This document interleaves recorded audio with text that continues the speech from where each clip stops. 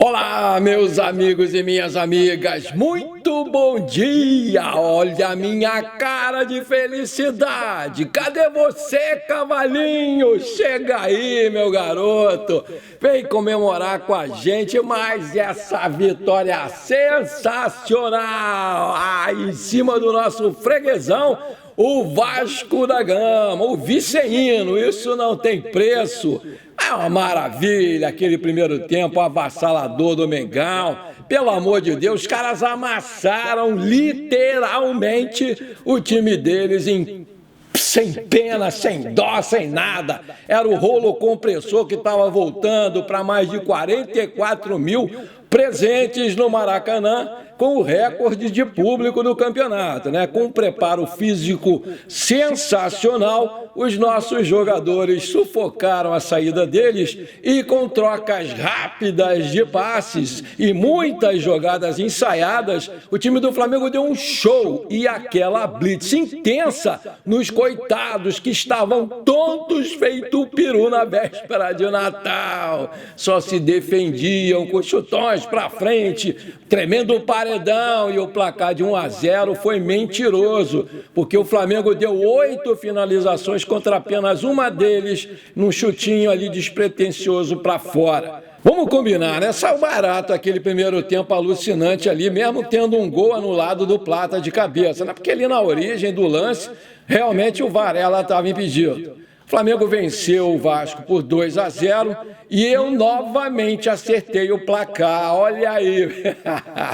Pena que eu não jogo, eu não gosto de jogo, né? O jogo foi válido aí pela 10ª rodada do Campeonato Carioca e o Flamengo chegou aos 20 pontos na tabela. Que arrancada sensacional! E assegurou aí a sua participação nas semifinais do Campeonato Carioca. Melhor desde o começo do jogo, né? O Flamengo controlou sempre a posse de bola e levou muito mais volume ofensivo à área do Vasco, que estava doidinho, só se defendia, principalmente no primeiro tempo, foi arrasador. O primeiro gol saiu numa cobrança de pênalti, né? Aquele garoto Zucarelli, bom jogador, hein? Gostei. Derrubou o Plata na área e o Bruno Henrique, com aquela maestria, foi lá e bateu muito bem forte no canto direito do Léo Jardim, que acertou o canto, mas não deu para defender. Em seguida, né, o Plata até estufou as redes lá do Vasco aos 38 minutos, né, com direito a uma ajeitada do Léo Jardim, espalmou e botou na cabeça do equatoriano, mas o gol foi anulado por impedimento. As alterações táticas do Carille surpreenderam e deram ao Vasco uma nova cara no início da segunda etapa. Eu achei que ia ser um massacre no segundo tempo, mas gelei do engano. Muito mais confortável aí nas subidas lá ao ataque, o Vasco levou muito perigo à defesa do Flamengo, forçando o Rossi a trabalhar bastante até os 20 minutos. Até ali ele era um mero espectador. Inclusive, né, o artilheiro do campeonato, o Verratti, bom centroavante, acertou uma bela cabeçada no travessão. E aí eu senti que a coisa ia ficar feia, que tinha que fazer alguma coisa, porque o Vasco estava sendo melhor e a qualquer momento poderia empatar o jogo. Eu, Felipe Luiz, malandramente, vendo que o nosso time tinha caído vertiginosamente de produção e o Vasco estava prestes a empatar aquele jogo, sabiamente, o garoto de 39 anos, aos 19 minutos, colocou o Alan, colocou o Léo Ortiz e colocou o Luiz Araújo. Tirou o Varela, que já estava meio cansadão, tirou o Everton Araújo, que não estava bem, e o Arrascaeta, que estava meio paradão. E essas substituições reequilibraram a partida. E o Flamengo voltou a mandar no jogo depois da parada técnica para reidratação, né? E aos 43, o Cebolinha, que tinha entrado aos 24 minutos do segundo tempo, né, no lugar do Michael, que infelizmente saiu contundido de maca, chorando, e preocupa, porque parece ter sido a mesma contusão, aquela do adutor na coxa direita, que o afastou dos gramados por um longo tempo no Campeonato Brasileiro, logo assim que ele chegou numa partida contra o Bahia, né, no Campeonato Brasileiro passado. O Cebolinha finalizou com rara felicidade, né? Uma bela jogada do Wesley que avançou desde a nossa intermediária e deu para ele acertar um pombo sem asa lá no ângulo do goleiro Léo Jardim e fechar o caixão dos vascaínos em 2-0. Um golaço com a cara do Cebolinha, golaço, aço, aço. O clássico teve um princípio ali de confusão nos minutos finais, igual do Botafogo, porque antes de sofrer uma falta do Payet, do francês, o Wesley deu um passe de letra e virou a cara, né? E o que causou a ira dos jogadores do Vasco. Esse Coutinho está cansado de fazer isso, esse Payet é a mesma coisa. Tremenda palhaçada desses caras que acharam que o Wesley queria ridicularizar o Vasco. Ah, para com isso. Parado pelo francês, o lateral bateu boca com o Verratti, que se queixou da postura dele, né? Na sequência, empurrou o Coutinho também e disse que eles não sabiam era perder, isso era choro de perdedor. Essa atitude do Wesley foi repudiada pelo Felipe Luiz na coletiva, mas foi explicada pela pouca idade que ele tem e que, segundo o Felipe, com o tempo ele vai amadurecer e não vai mais fazer aquilo que tanto irritou os maus perdedores viceínos. O juiz Wagner Magalhães agiu rápido e com autoridade ele conseguiu contornar a situação sem expulsar ninguém, sem dar cartão para ninguém. Teve uma atuação muito boa, gostei da atuação dele durante toda a partida, seguro, firme, sem dar muito papo, né? Com essa vitória aí, o Mengão chegou aos 20 pontos e garantiu a sua vaga na semifinal do Campeonato Carioca, onde a gente está atrás do bicampeonato. Ano passado nós fomos campeões invictos.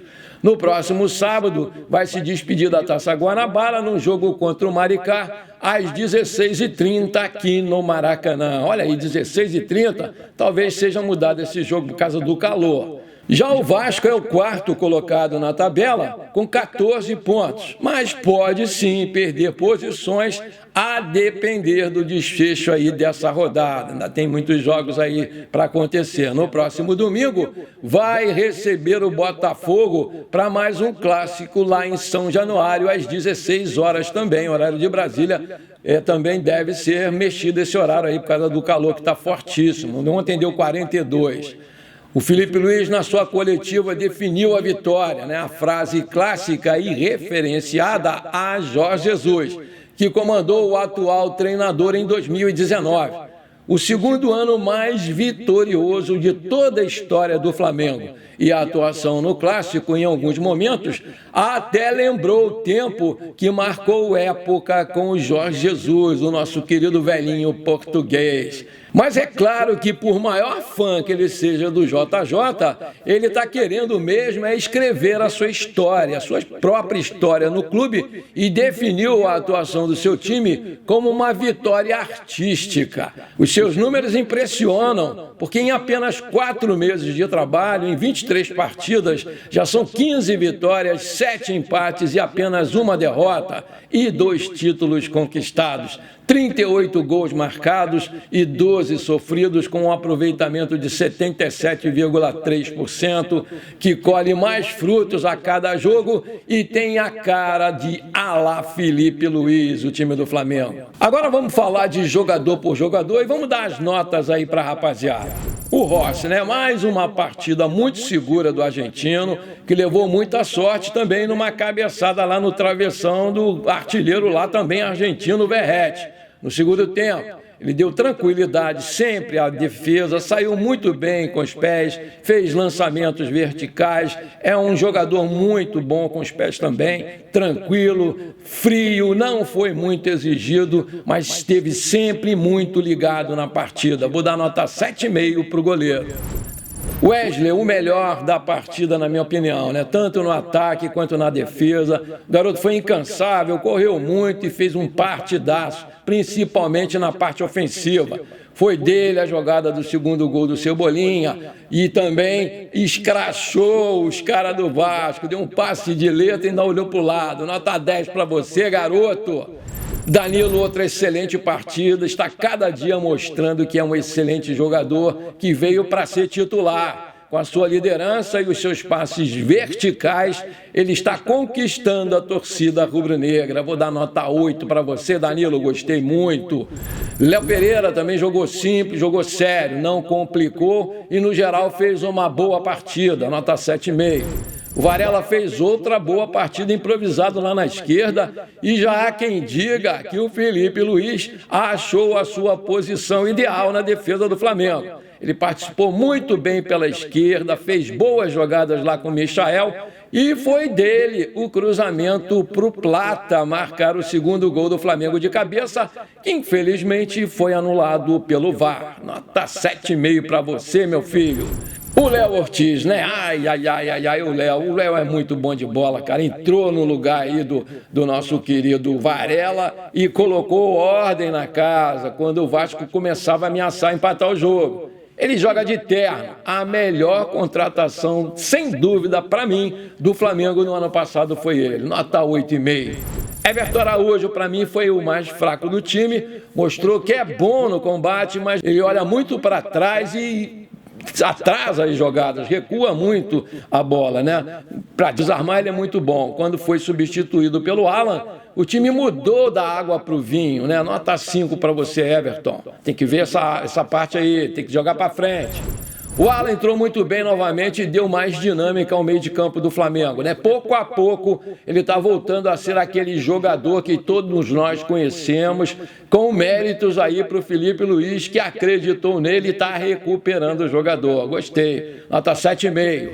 O Pulgar, outra excelente partida do chileno, que comandou o meio de campo com tranquilidade, serenidade, né? Na ausência do Gerson, principalmente. Foi o melhor ali naquele meio de campo, com certeza. Não levou cartão amarelo, maravilha. Joga simples e joga bonito. Arriscou chutes de fora da área. Nota 8. A Arrascaeta fez uma partida tímida, demonstrando ainda que está meio fora de forma, não está na sua plenitude física, mas mesmo assim ele levou perigo nos contra-ataques do time. Nota 7.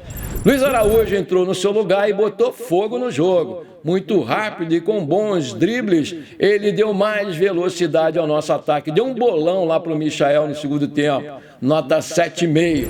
O Plata, excelente partida do equatoriano, que azucrinou literalmente a vida da defesa do Vasco. Sofreu um pênalti, marcou um gol de cabeça, que foi anulado, e ajudou muito na marcação e nos contra-ataques do time. Gostei do Plata, nota 8, meu filho. Bruno Henrique, né, jogou muito bem ontem novamente. Correu, fez gol, brigou, reclamou, levou porrada o tempo todo e infernizou a defesa vascaína. Nota 8 para você, BH. O Michael, até se machucar, ele vinha fazendo uma boa partida e se dando muito bem com o Varela ali pela esquerda, né? Infelizmente, num bolão do Luiz Araújo, ele deu uma arrancada violenta e sentiu novamente a posterior da coxa direita e, ao que tudo indica, vai ficar fora aí por um bom tempo. Nota 7 para você, motorzinho. Robozinho. Cebolinha entrou no seu lugar e fechou o caixão do Vasco, né? Num golaço de fora da área, que foi acordar a coruja que estava dormindo lá no ângulo. Muito bonito o gol. Maravilha de gol e por isso vai levar uma nota 8, meu garoto. Tá voltando a ser o Cebola que a gente gosta. O Matheus Gonçalves, moleque liso, ensaboado, entrou muito bem, mostrou que é um excelente reforço. Tem bons dribles e deu bons toques verticais, fez bons contra-ataques, fez uma partida muito boa, apesar de ter entrado no jogo aos 45 minutos do segundo tempo. Achei que o Felipe poderia ter colocado ele antes. Nota 7. E o Felipe Luiz, esse cara a cada dia me encanta mais, né? Ele mexeu na hora certa e acabou com a alegria do Vasco. É um fenômeno como treinador e o Flamengo tem que correr logo e renovar esse seu contrato, porque já tem muita gente de olho no cara. O cara é acima da média, fora da caixinha. Nota 10 para você, Felipe. Você é o cara que não nos faz mais ter saudades do Jorge Jesus. Alguém aí está com saudade do Jorge Jesus? Coloca aí que eu quero saber. E para o nosso time, eu não posso dar menos que nota 10. Nota 10, nota 10. Parabéns, rapaziada. Vem cá, cavalinho, curte comigo. Eles esbanjaram preparo físico, dedicação, vontade de jogar e de amassar o adversário. E você, qual a nota você dá para o nosso time ontem? Coloca aí que eu quero saber, porque eu nem dormi direito de tão feliz que eu fiquei. Ai, bora pra cima deles, Mengão! Ah, cavaleiro, parabéns, meu garoto!